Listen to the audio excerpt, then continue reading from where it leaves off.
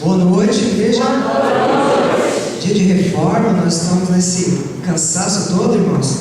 Então nós iremos fazer um geograu, com alguns slides falando da reforma, Muitas pessoas conhecem a história da reforma, mas também temos pessoas novas, que não conhecem, a reforma. E antes da reforma protestante, nós tivemos a pré-reforma, que foi anterior à reforma. E essa pré-reforma ela tem suas origens em uma denominação cristã do século XII, chamada Valdenses, eram formados por seguidores de Pedro Valdo. Pedro Valdo, ele é um comerciante de Lyon, que se converteu ao cristianismo por volta de 1174, no século XII. Ele decidiu encomendar uma tradução da Bíblia para a linguagem popular e começou a pregá-la ao povo, mesmo sem ser sacerdote. E ao mesmo tempo renunciou sua atividade aos seus bens, repartindo aos pobres. E ele reunia as pessoas de casa em casas.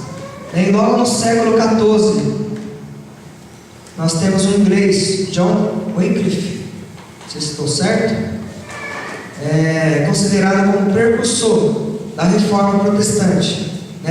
Levantou diversas questões sobre controvérsias que envolviam o cristianismo, mas precisamente a Igreja Católica Romana. Entre outras ideias, ele queria o retorno da igreja à primitiva pobreza dos tempos dos evangelistas. E isso era uma coisa que era incompatível com o poder político do Papa e dos cardeais. E ele defendia a pobreza dos padres e os organizou em grupos. E esses padres foram conhecidos como os Lollardos, que pertenciam ao Lollardismo, que foi um movimento político religioso dos finais do século XIV e no início do século XV na Inglaterra. E mais tarde surgiu outra figura muito importante desse período, que é Jan Hus,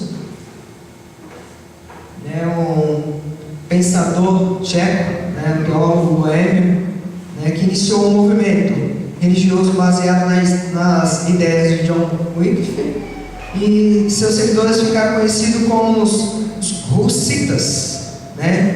E para os irmãos terem noção, no concílio de Constança, esse John Hus, ele foi condenado e executado no dia 16 de julho de 1415. Ele manteve uma posição muito crítica perante o poder eclesiástico, posições muito próximas às de Wycliffe e os valdenses. E essas opiniões influenciaram a quem? Martinho Lutero. E essa reforma protestante, ela foi uma de várias, de inúmeras reformas.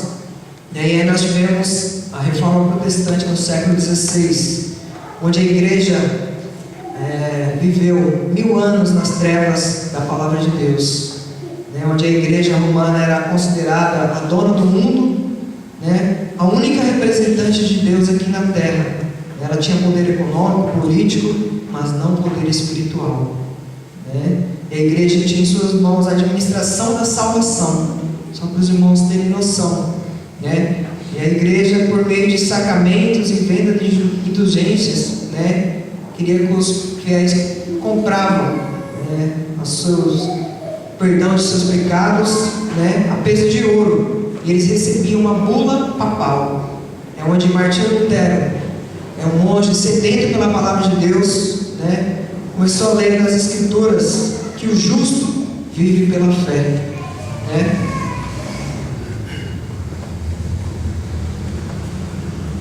Aí nós temos Martinho Lutero, e quando Martinho Lutero, através da publicação de suas 95 teses, na igreja lá no castelo, vou ler só 3 para os irmãos terem noção. Uma delas diz assim, a número 21: erram, portanto, os pregadores de indulgências que afirmam que a pessoa é absolvida de toda pena e salva pelas indulgências do Papa.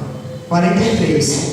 Deve-se ensinar aos cristãos que, dando ao pobre ou emprestando ao necessitado, procedem melhor do que se comprassem indulgências. 62. O verdadeiro tesouro da igreja é o Santíssimo Evangelho da glória e da graça de Deus. Lutero, irmãos, foi apoiado por vários religiosos, governantes europeus, provocando uma revolução religiosa, iniciada na Alemanha, estendendo-se pela Suíça, França, Países Baixos, Reino Unido, Escandinávia e algumas partes do leste europeu, principalmente nos países bálticos e a Hungria.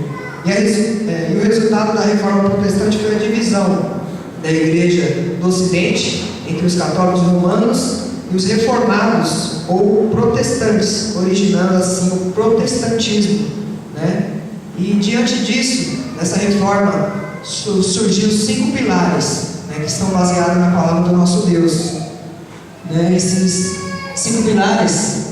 E antes disso teve algumas frases muito interessantes de Lutero. E uma delas diz assim: qualquer ensinamento que não se enquadre nas Escrituras deve ser rejeitado, mesmo que faça chover milagres todos os dias. A outra diz assim: uma masmorra com Cristo é um trono, e um trono sem Cristo é um inferno. E tem mais uma, que fala da graça do nosso Deus: o livre-arbítrio é falso. Depois disso surgiu esses 5 pilares que os irmãos vão estar compartilhando. São 5 solas, que são os pilares na reforma protestante.